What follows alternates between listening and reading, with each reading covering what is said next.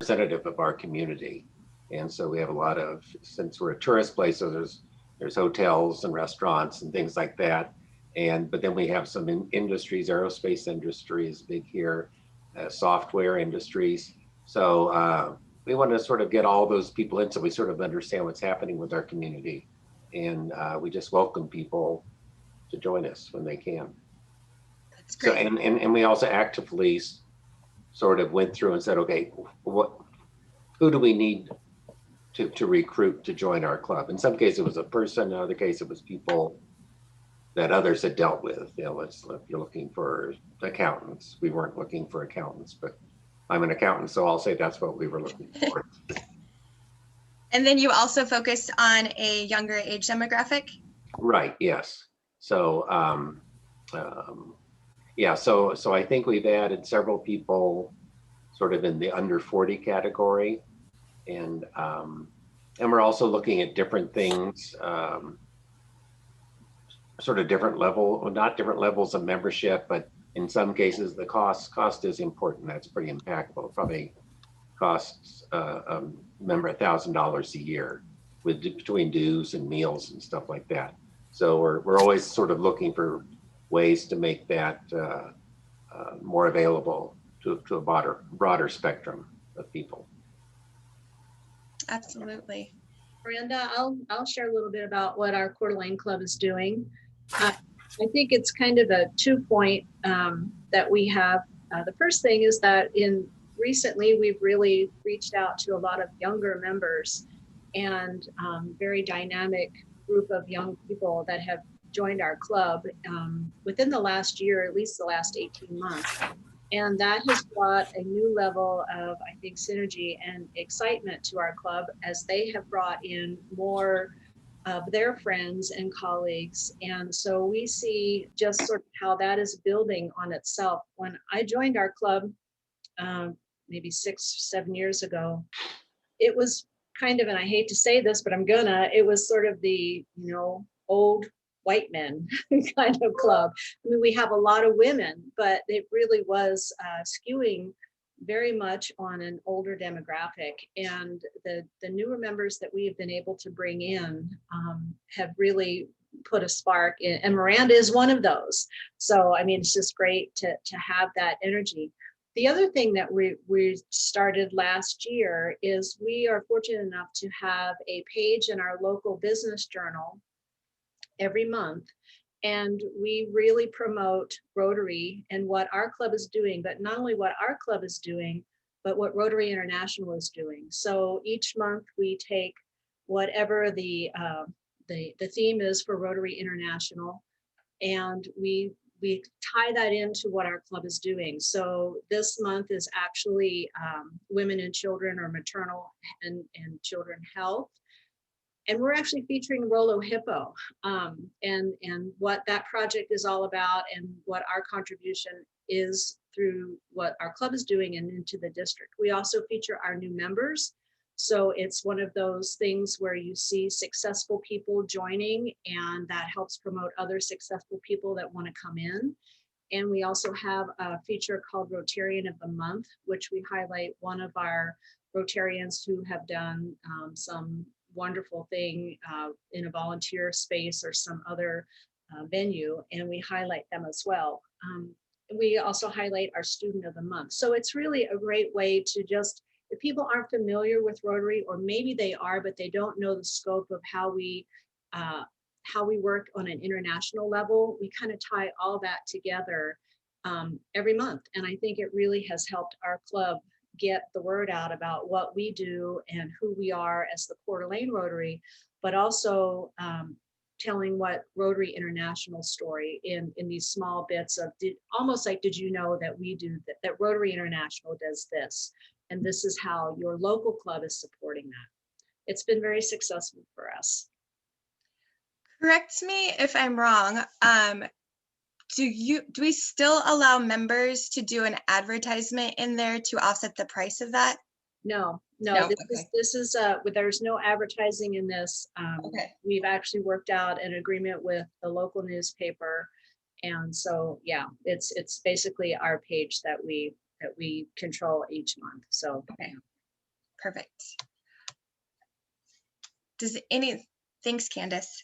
Sure. I feel like, not to toot Coeur d'Alene Rotary's horn, but we just added, I think, 9 members this year when we just started meeting in person last month. So it's pretty exciting that we're still able to attract some new folks. I mean, granted, I think 1,000 people are moving here a month, so that makes it a little bit easier, but it's pretty exciting to see the new folks coming into the table.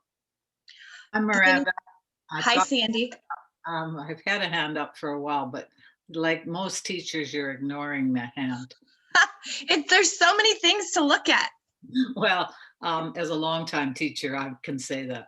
From Cranbrook, and saying that we, in the Cranbrook Rotary Club, we did bring in about 14 new members in 2020.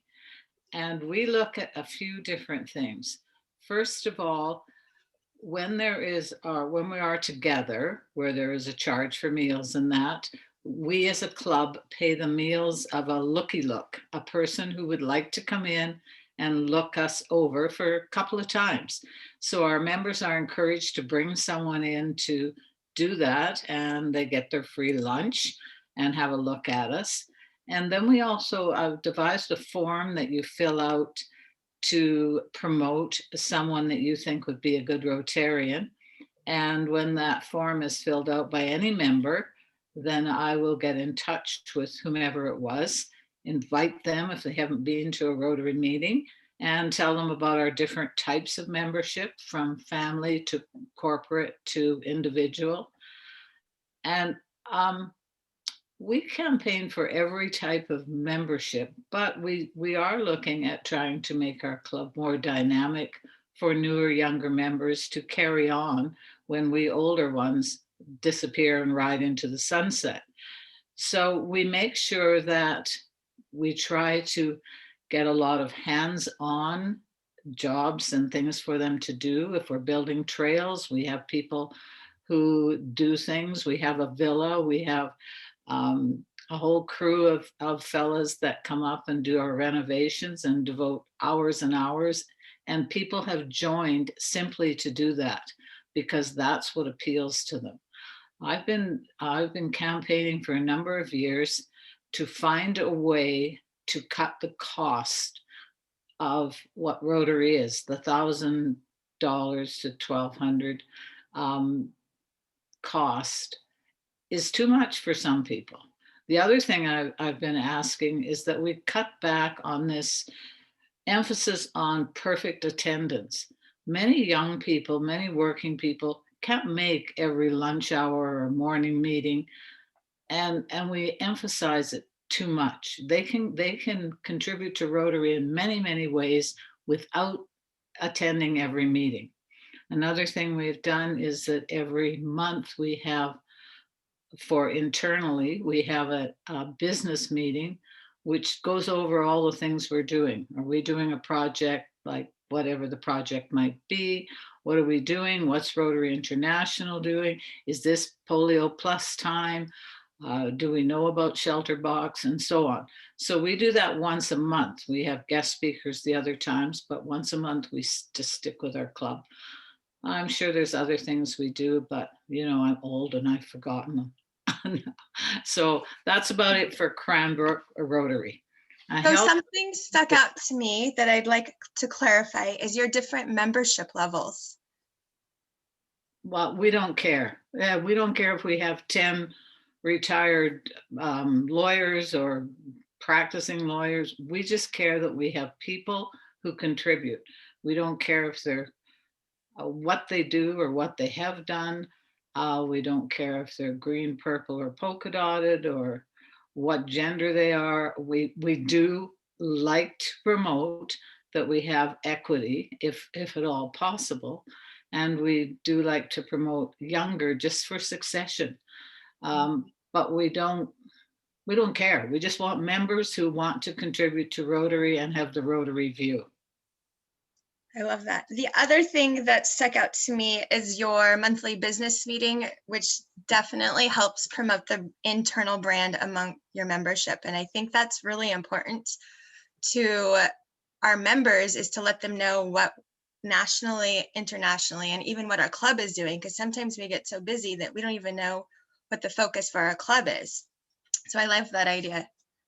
Yeah, often, what happens is the board knows what's going on, but the club members have been kind of left out of that. So sending the minutes isn't enough. You need to personally talk about what you're doing. And we have no problem blowing our own horn around town. I love that. Perfect. Does anybody else have anything they want to add to what you're doing to grow and retain members? Okay. Wendy. My name is Wendy Lacroix. I'm with the Nelson Club. And I think we do a variety of different things to promote Rotary. We do have articles in our local newspaper once a month that highlights, it's called the Rotary page. So if we're working on a specific project, we highlight that project, or if it's Youth Exchange Month, then we highlight some of the students there or some of the families that have taken students. Another thing over the, with COVID-19, it's been really difficult to recruit members, but I get, it's really up to a lot of the members in our club to talk to people outside of our club and see if they're interested in being a member or coming and visiting.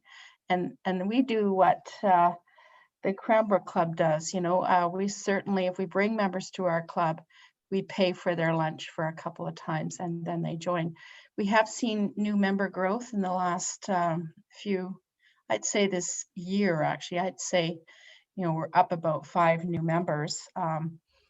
And that's from a variety of different areas. I think the healthcare area seems to be looking for, a club that provides community volunteer programs and outdoor projects. Just trying to think, I want to give other people a chance to do theirs too. So I'll just leave it at that and let other people contribute. Thanks. Thanks, Wendy. It looks like Mary has her hand up. I will unmute.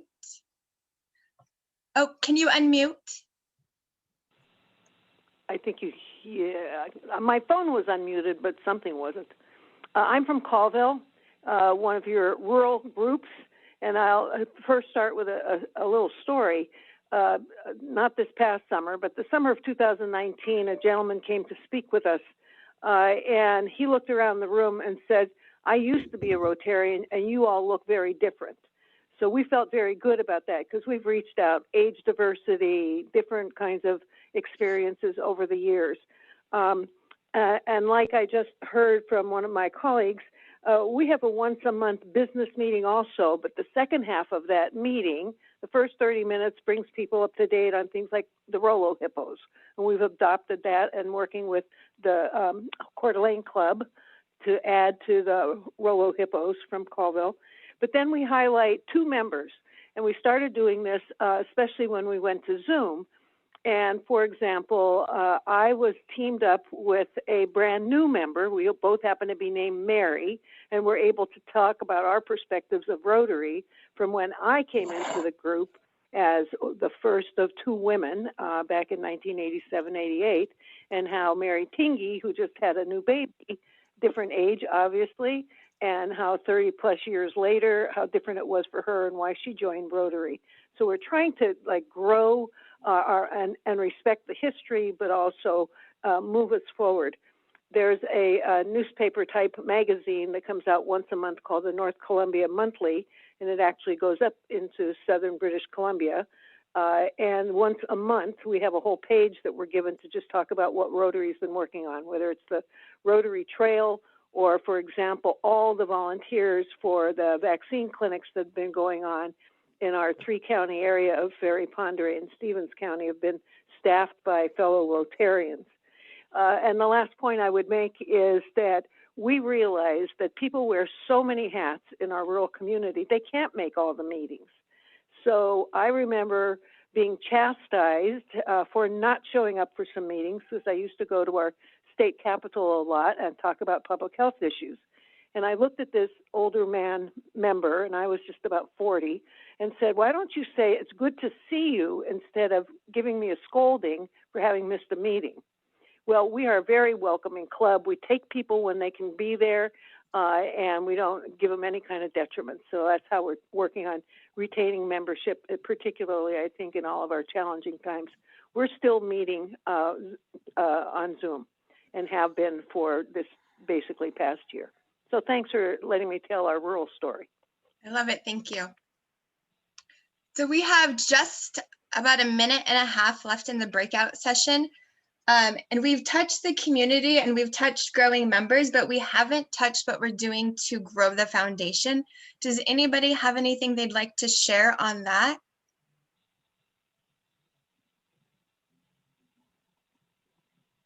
How we're recognizing our members in the community? I could say something Helen. about that. Well, when it comes to just for recognizing people in the community, we have as a club come together and done some good thoughts about how we can recognize anybody that's done something good in our community. And then internally in the club, we help our members get to their first level of the Paul Harris by actually getting some club points or club points or whatever you're going to call it to those people to help them get to that $1,000. So we always try to donate, and it gets them there a little quicker. So they're pretty excited to get their first Paul Harris. So, and that's been a really good thing, and we've got enough points gathered to do it. That's awesome. Yeah. We have a couple of members within our club that have gifted the Paul Harris to their grandchildren. So they've donated so much that they've then been able to put the Paul Harris in their grandchildren's name. So it's really cool to see that they're already setting their grandkids up to hopefully be Rotarians and be passionate about the organization and the mission. We are going to be kicked out in about a minute.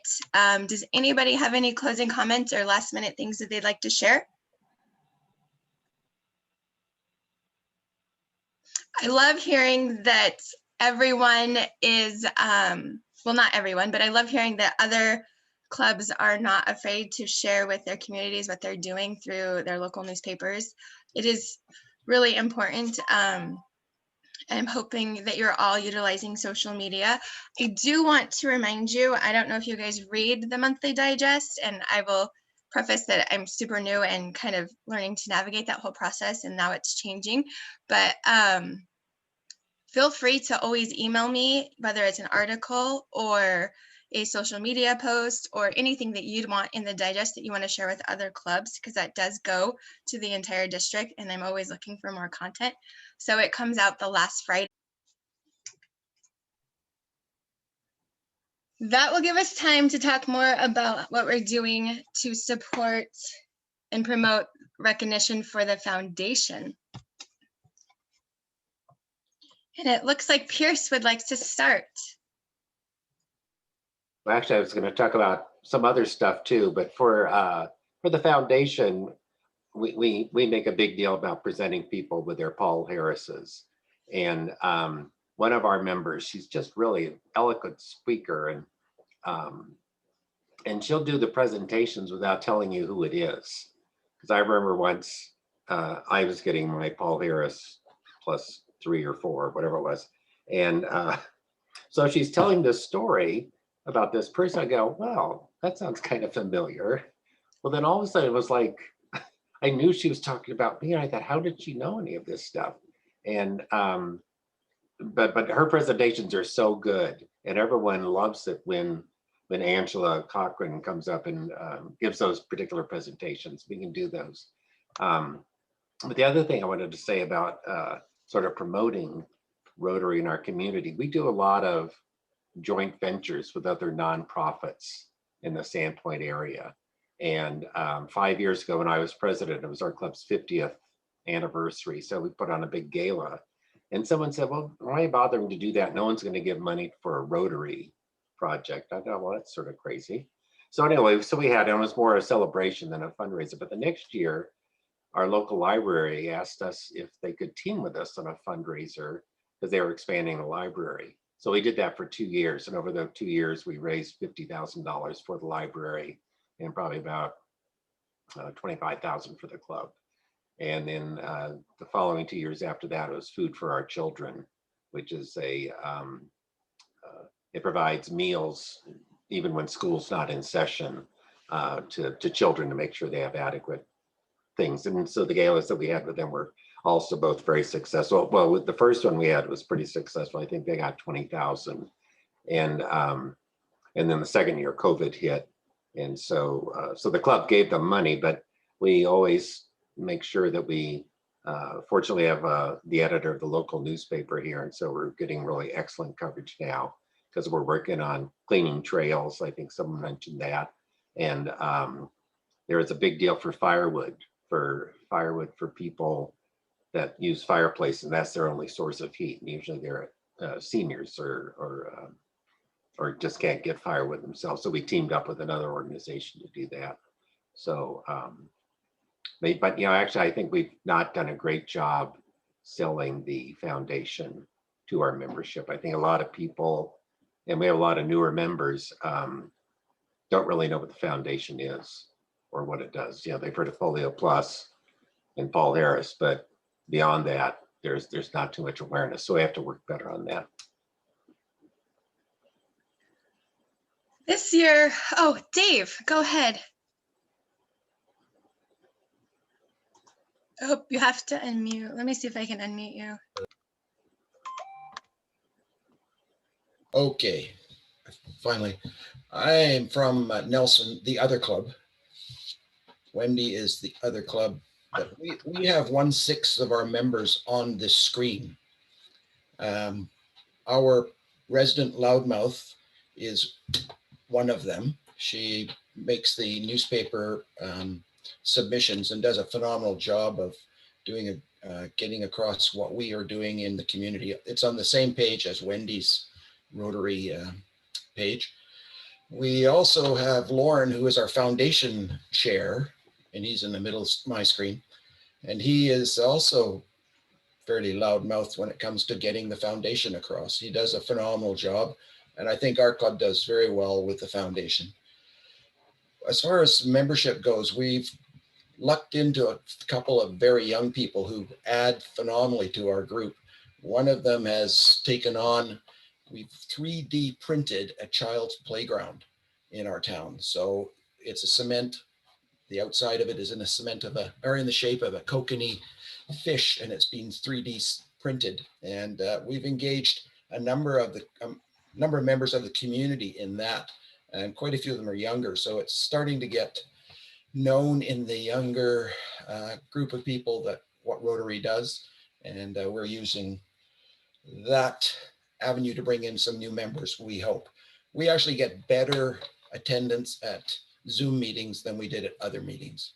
Like our Zoom meetings are full of everyone's there. So that's what we're doing in Nelson. I don't know if the other two want to add to that, but I could add one thing too, in terms of the Paul Harris Fellow recognition. Last year, we went out and we gave Paul Harris Fellows to 4 people in the community that we have worked with on an extended basis. And they were definitely thrilled by this, and they got some recognition beyond the organizations in which they work. And I'd certainly do that again. Recognize the people, and then it also helps them to understand a little bit more about what we're all about. Yeah, and Dave's point about the young people, it's been actually quite amazing because we've ended up with 2 former youth exchange students, and one is this very entrepreneurial fellow who's doing the 3D concrete, but another one is an optician, and they are just totally dedicated. And my sense is that we need to go and find out who our former youth exchange students were and find out how many are still around town and try and get them involved in some way. Because these young people are just phenomenal.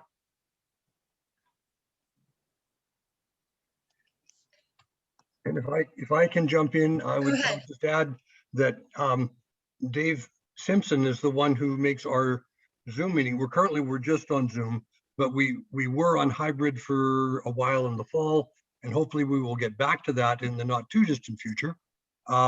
And Dave Simpson is the one who has made that come alive. And as he says, we're getting excellent turnout. We're getting 80 to 90% of our club out on a fairly regular basis every week for those meetings. So my thought, and I've discarded it now, but the original thought that I had was, hey, that's a great way for us to maybe get some of our previous members who dropped out for one reason or another, we can increase our numbers that way. Well, that in fact might work, but as we learned in our earlier presentation this morning, then we're going to have more of the same. So I do think we have to be more creative, and we have to go out and look for more of these marvelous young people that are in our communities, get that. Well, it's like a vaccine, right? You eventually get community immunity, or you get community awareness, depending on how many people have been vaccinated or how many people you have involved in your club. And I think that's what we need to go for, is that mentality of just generating that community awareness within the younger generation. Lauren, I'd just like to add to that. I think that the Zoom meetings, which we've been doing as well, and I am the Zoom dictator for our club. I've asked that I be called benevolent dictator rather than just dictator. However, I think this is a way of cutting costs. If we put even 1 meeting a month as Zoom, we're cutting the costs for our members who don't really care about having the lunch part and paying for it. So I am going to put forward that we even think about 1 Zoom meeting just to engage them, because our attendance is up. We get up to from 35 to 45 people every week. So we're doing well with attendance. Certainly I agree. And I'm hoping that we will be able to have hybrid meetings on an ongoing basis. Dave might shake his head and shudder a little bit at the prospect, but the fact is that's how we can engage people who do want to gather together for the fellowship and the meal, and those who feel that it's a cost issue, it's a time issue, it's a travel issue, would much prefer to have the Zoom option. Yeah, we're still doing the hybrid. I'm not sure how long we're going to continue to do that, but we have a very diverse group and kind of an older population that is still staying home. So it's working really well to do the hybrid, and then the younger ones can still get together and have a good time. Sandy, you also mentioned something about the foundation. Do you want to clarify that? Yes, when you have your first foundation award, if you only have to raise the $500, and the club with points or money takes care of the other 500 US, I might add. And so we do help with the first Paul Harris Award. Is that what you meant, Miranda? Yes, that's exactly what I meant. And then there was another question about the hybrid, which means that we still offer Zoom. If you want to log in via Zoom, you can still do that, or you can attend in person. So we've got a big screen at our meetings with all the folks that are still attending via Zoom, and then we've got our big meeting room with everybody that's in